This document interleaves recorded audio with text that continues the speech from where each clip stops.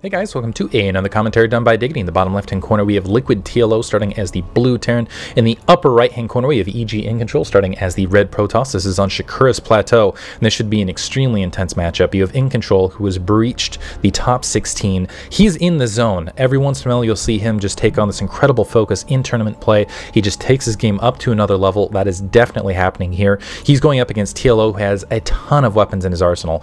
The most formidable, I would say, is his ability to just come up with fantastic new builds, incredible creative timings, and do so almost in a vacuum. It seems like he just comes up with them on a whim, something new that no one else is doing. Finds the medevac where other players don't have it, extra Viking, extra SCV along the corner. Somehow he ekes out these troops, these timings, these builds that completely throws opponents off. Unfortunately, I would say this is a difficult matchup for him in Incontrol. I'm not sure if it's Incontrol's teaching ability or the fact that he does so much coaching, which you can actually catch him at gosucoaching.com, where, again, he provides a lot of coaching and does an excellent job at doing so. I'm not sure if it's just Incontrol's brain, the way it's assembled. He's very good, though, at adapting to cheese and adapting to new flavors and new styles of play. It looks like SCV and Probe coming across each other, both heading towards each other's base. Just right off the bat, looks like a barracks going up for TLO. So unfortunately for TLO, it seems like his most formidable weapon, I would say his strongest ability, might be a little bit less scary versus Incontrol, just because Incontrol tends to be very good at coping and dealing with the things that are unseen. And I'm not sure why that is. I feel like that's always been the case, even back in the Brood War days. We'll see how he plays it out. He's definitely playing on another level right now, just like he did in his WCG championship in 2008 in Brood War. It looks like secondary pylon going down. It is cross position, so I expect a little bit more economic style of play, a little bit of harassment I missed here in TLO's base. Nothing really getting halted. It looks like about 5 or 10 damage off that SCV. Looks like 5 exactly. And that probe taking a lot of initial damage, but now it has that shield recharging, just checking things out. Wants to specifically see if TLO is going to take that second gas early before he retreats, but he's going to cut his losses before that Marine can really tack out against him. In the meantime, Incontrol has that SCV wandering around in his base down to 25 health. It looks like he's still managing to provide some harassment and quickly taking a second gas, which leads me to believe, well, this is the problem, is when you see a Protoss take a second gas, usually you start thinking, okay, more sentry heavy play and perhaps more robotics facility play, so a safer opening. And that's kind of funny because you see the one stimulator, you're thinking, okay, 4-gate, more aggressive. But at the same time, Protoss can switch that around, get some gas, and maybe even go heavy air in the mid-game. But at the very least, you know you're not going up against a 4 warp gate, or at least not a later 4 warp gate, if that assimilator is tacked down a little bit later. And let's see what Incontrol decides to do early on. I almost wonder if at these distances he's going to opt for gateway into robotics facility just to provide some additional information with an early observer. It looks like he is just using the chrono boost on that warp gate rather than probes early here to get that early warp gate action. And I love this play from TLO. Again, very creative. He's going to open up Reaper with Stim so basically, and obviously Stimpact does not assist Reapers. You can't stim Reapers, unfortunately. It looks like there is a hidden probe to the north for Incontrol for some later scouting. But what this will allow TLO to do is apply pressure first of all, because this is an extremely exposed kind of curvature right here. You can get up into this Marine lane, particularly if we see Zealot first. Looks like we're seeing actually Sentry. Unfortunately, Sentry's a bit slow, and Reapers can take them one-on-one. And this is very, I like this decision from TLO upon seeing that second gas, assuming that he would be going up against heavy Reaper play. There's a Robo, and it looks like a second gateway as well. And basically, the Reaper can handle the Stalker fairly effective, or sorry, the Sentry fairly effectively, and Incontrol's going to need to get a Stalker out. And on top of that, let's assume TLO or Incontrol was doing something different. At the same time, he's going to be able to scout that and get inside the base and get all that sort of beautiful information. So it looks like that Reaper coming along that right-hand side. I will check on him momentarily. And in the meantime, TLO also going to take an additional command center and just rely on this beautiful harass to pin Incontrol back. And on top of that, he could just keep it in base if he saw any sort of large attack coming. It doesn't look like he's going to do so. So here's that first sentry. Should get taken out unless Incontrol can slot in that probe. Second sentry out. So, and that's a lot of force field that was in fact lost. That's unfortunate because, again, Reaper versus force field, can't get a lot accomplished there. Stalker coming back to base. This is also going to force Incontrol to stay back towards the main rather than trying to contest that middle ground, those Omega watchtowers. Fortunately for him, looks like he already has a probe there.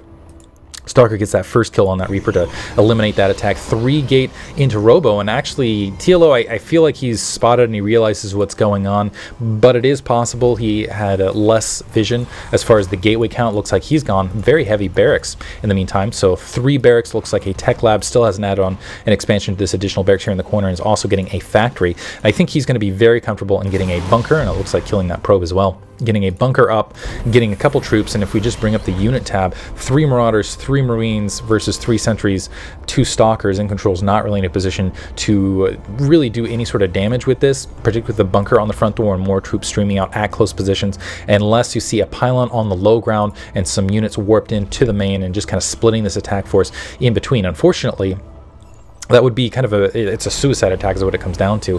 Incontrol would have to get a lot of SCVs with that, so I don't think he's going to risk it. An additional gas here for TLO in that back corner. It looks like he's actually gathering up to the north, so might be staging for a mid-game attack, and he still hasn't taken an additional base, nor is he saving to take an additional base. So it looks like he's going 3-gate, Robo, going heavy Immortal, going with some sort of attack. He does have a pylon at the low ground, but still not saving anything to get some troops. This Marauder is going to move out and see some of these forces, and TLO able to block the one Marauder off. It looks like several SCVs coming off the line preemptively.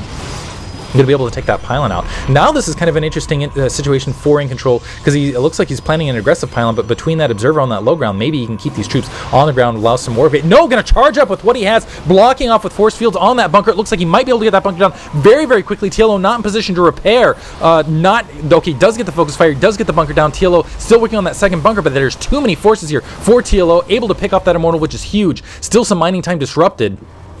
But still, I got to call that a victory overall for TLO. He still has the mules to drop. He still has that natural expansion. He didn't lose a ton of SCVs there. What I had hoped to see from Incontrol is kind of a staging troop to pin a lot of these troops to the ground, and then maybe a pylon and a couple zealots warped in to apply some pressure on TLO. Unfortunately, that attack did not work out. Now he's going to be somewhat economically behind into the mid-game. And let's see if he can still... He's definitely going to end up losing this pylon here on the front. But TLO defensively, 2 bunkers which you can recycle in time, is in an excellent economic position overall. As long as you're even in harvester count, the mules will press you ahead if you are a Terran versus a Protoss. Incontrol now staging here at the Xel'Naga watchtowers, and I'm not sure I like that either, because if there's a large enough attack force that could, well, if he's not very responsive, he could get pinned in and lose half his army essentially. Now Robotics Bay going to be a little bit late on those Colossus. Looks like you have starports and medevacs, so essentially Vikings are going to be out to engage that already. But game is not over yet. Additional gas for TLO. He has the economic lead, but he does not have the match just yet. Let's see what Incontrol can do to apply some pressure and try to sneak back in this. Getting a 3rd assimilator to get some more gas under his belt. Also chrono boosting several probes. I assume he's just going to expend a lot of that chrono boost just on probes alone. And what I really want to see him to do is what I think he's doing right here. He's moving some probes out in the field. I want to see him sneak a quick additional base, maybe even to this upper corner where he already has a probe. So actually exchanging the probes on Xel'Naga watchtower. But I almost want to see him sneak an expansion up here away from TLO and try to ninja that. Looks like observers moving to the corner, sneaking things out, getting a good look. 2 barracks with the tech labs. No, he's going to be against a, actually, sorry, 3 barracks with tech labs. So more Marauder heavy for TLO into this mid game. Now starting to press out with those medevacs. He's also got that factory just idle in the corner.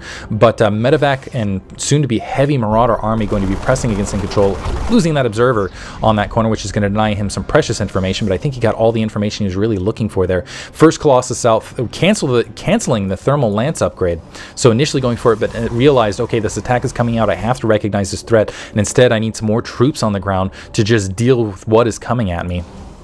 And unfortunately, he does not have a huge number of sentries to defend this kind of 2-base press, and maybe he can eliminate this if he can sneak up, pick off those medevacs, maybe kind of chew through the troop. Now starting to engage. There are a lot of Immortals to hurt TLO in this attack, but again, with the, and that is going to back that off, but sentries, not enough of them out in the field to force those force fields on the ground to force an attack from TLO. In the meantime, TLO has map control. He can take a 3rd base. Looks like he's going to clear the Xel'Naga watchtowers, but never mind. Not before spotting some Marines with kind of a half-hearted attack. It looks like they're going to drop on that Xel'Naga watchtower instead, take out that probe. So really beneficial of Incontrol to have that earlier.